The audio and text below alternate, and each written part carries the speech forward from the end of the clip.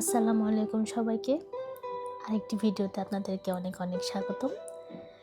আজকে আমি যে বিষয়টি শেয়ার করব সেটি হচ্ছে গত শনিবারে আমার বিশ্ববিদ্যালয় মানে সিকিম ইউনিভার্সিটি থেকে আমাদের একটা ডে ট্রিপ ছিল। আমি সেখানে গিয়েছিলাম। খুব ভোর বের হয়ে স্টেশনে গেলাম, কারণ আমার বাসা থেকে ইউনিভার্সিটি পর্যন্ত যাওয়ার জন্য ট্রেনে যেতে হয়, যেহেতু ইউনিভার্সিটি শহরে। তো যথারীতি আমি স্টেশন থেকে পৌঁছে গেলাম। আমার স্টেশন থেকে university station Melbourne city southern cross স্টেশনে। তো আজকে আমরা যেখানে যাব সেটা হচ্ছে গ্রাম্পিয়ান ন্যাশনাল পার্ক, ভিক্টোরিয়ার খুব পপুলার একটি hiking area with Mackenzie Falls. অনেক সুন্দর সুন্দর ওয়াটারফল আছে। তো এটা আমার ইউনিভার্সিটি। খুব সকাল সকাল, তাও আবার ছুটির দিন, আমি পৌঁছে গেলাম ওখানে। আমি যখন গেলাম তখন আরও অনেকে ওয়েট করছিল যাত্রার জন্য। আমাদের ক্লাসের বেশ কয়েকজন ছিল, আমরা যারা একসাথে ট্যুর স্টার্ট করলাম। একটু পরেই সুন্দর রোদ উঠে গেল। সকালবেলা অনেক ঠান্ডা বাতাস ছিল। মেলবোর্নের ওয়েদার আমি এর আগেও বলেছি, খুবই আনপ্রেডিক্টেবল। এই রোদ, এই ঠান্ডা, এই বৃষ্টি। সকালবেলা বাতাস থাকলেও এখন সুন্দর ঝলমলে রোদ দেখা যাচ্ছে, এবং ঘুরতে যাওয়ার জন্য ঝলমলে রোদের দিন খুবই সুন্দর, specially for capturing videos and pictures.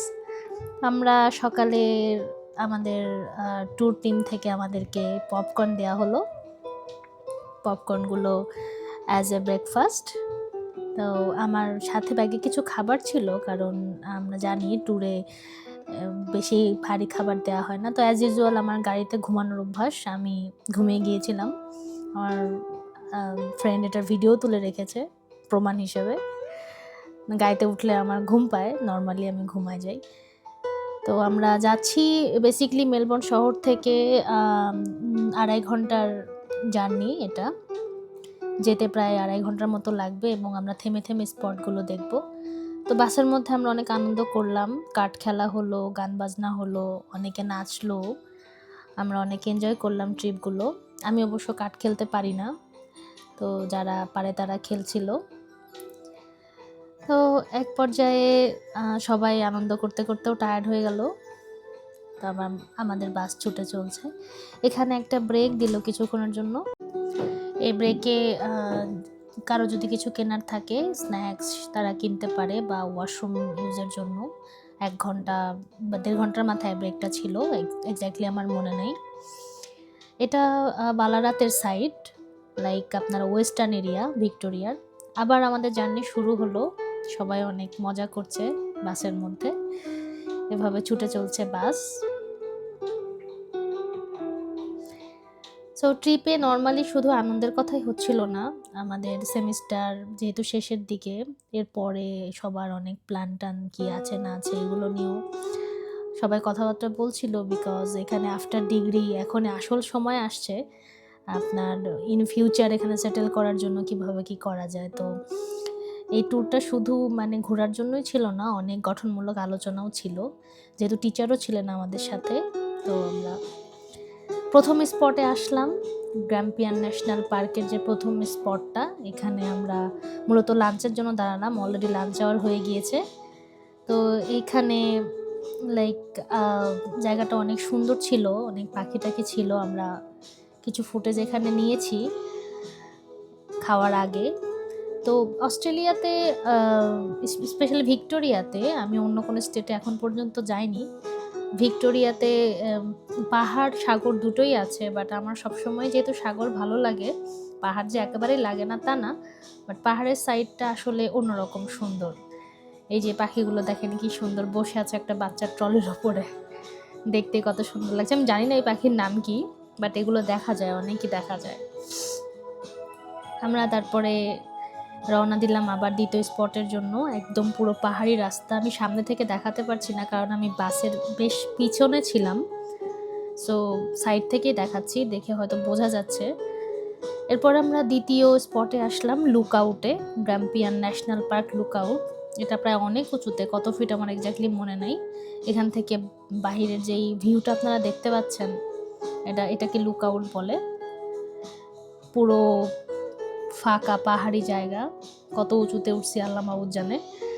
তো দেখেন কি সুন্দর, ওয়াও মাশাল্লাহ, নীল আকাশ, সূর্যোজ্জ্বল দিন, তার সাথে এরকম পাহাড়ের চূড়ায় উঠে যদি প্রকৃতি দেখা যায় এবং বুক ভরে নিঃশ্বাস নেওয়া যায়, এর মতো ভালো আর কি হতে পারে। আর বন্ধুরা মিলে যাওয়া হয়েছিল, তো অবশ্যই অনেক অনেক মজার ছিল মুহূর্তগুলো।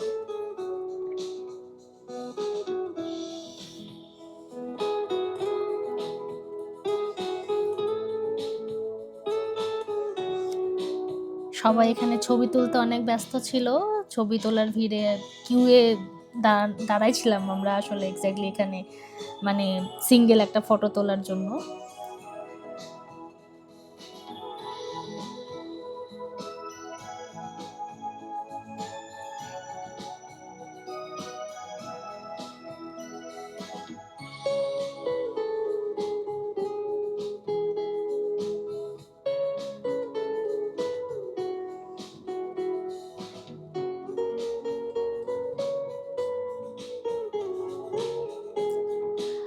অনেকক্ষণ ঘোরার পরে আমাদের নেক্সট স্পটে যাওয়ার জন্য আমাদেরকে তাড়া দিচ্ছিল আমাদের গাইড। তারপরে আমরা আবার উঠে পড়লাম বাসে।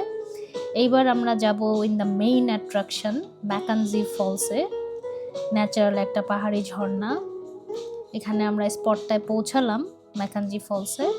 এখান থেকে প্রায় আমাদের নিচে যেতে হবে, নিচে ওপরে মিলে আমাদের নিচে যেতে 266টা সিঁড়ি পার দিতে হবে, আবার উপরে আসতেও। মোট 45 মিনিটের একটা যাত্রা।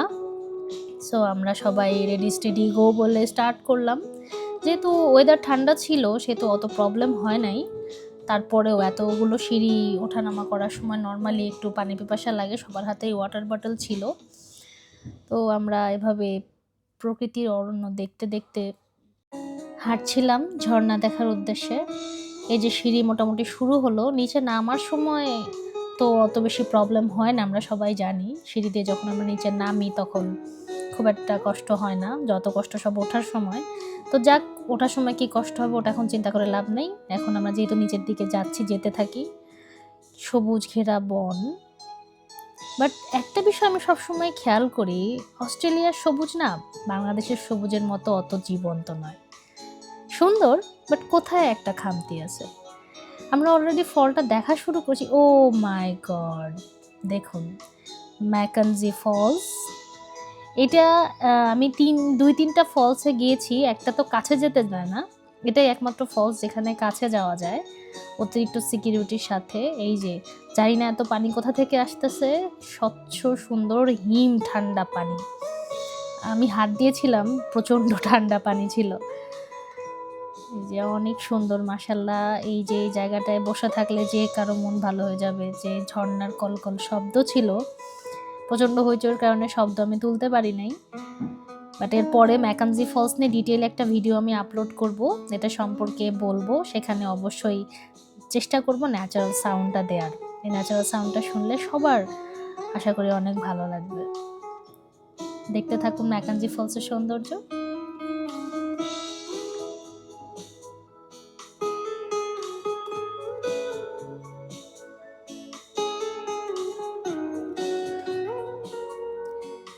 এরপরে আমরা যে গেলাম ক্যাঙ্গারু লুকআউটসে, ওখানে অনেকগুলো ক্যাঙ্গারু ছিল। আমি বেশি ভেতরে যাই নাই, দিনের শেষের দিকে হয়ে আসছিল, আমার টায়ার্ডও লাগছিল অনেক। একটা বাবাজিকে দেখলাম, সে তো তাকাই না, দূর থেকে একটু হাই হ্যালো করলাম, সে ঘাস খেতে এত ব্যস্ত, কি কিউটভাবে ঘাস খাচ্ছে দেখেন বেচারা। পরে যখন অনেকক্ষণ দাঁড়ায় থাকার পরে আমার দিকে হঠাৎ করে ওর যখন চোখ পড়ে এবং আমি যখন অনেকটা কাছে চলে গিয়েছি, তখন সে কি করলো, ঘাস খেতে খেতে দিল দৌড়। ওয়াও, কি কিউট, মাইন্ড ব্লোয়িং। আমার এটাই দরকার ছিল এক্স্যাক্টলি। আমরা সবাই ঝর্ণা দেখে উঠে আসলাম, সবাই অনেক টায়ার্ড। 266টা সিঁড়ি বেয়ে উপরে উঠতে উঠতে আমার তো 3-4 বার বিরতি দেওয়া লেগেছে। যাই হোক, এই যে পাখিগুলো মানুষ দেখলে তেড়ে আসে, আবার মানুষ দেখলে নিজেই দৌড়ে পালায়। কি বন্য প্রাণীর একজন অভয়ারণ্য এখানে একদম।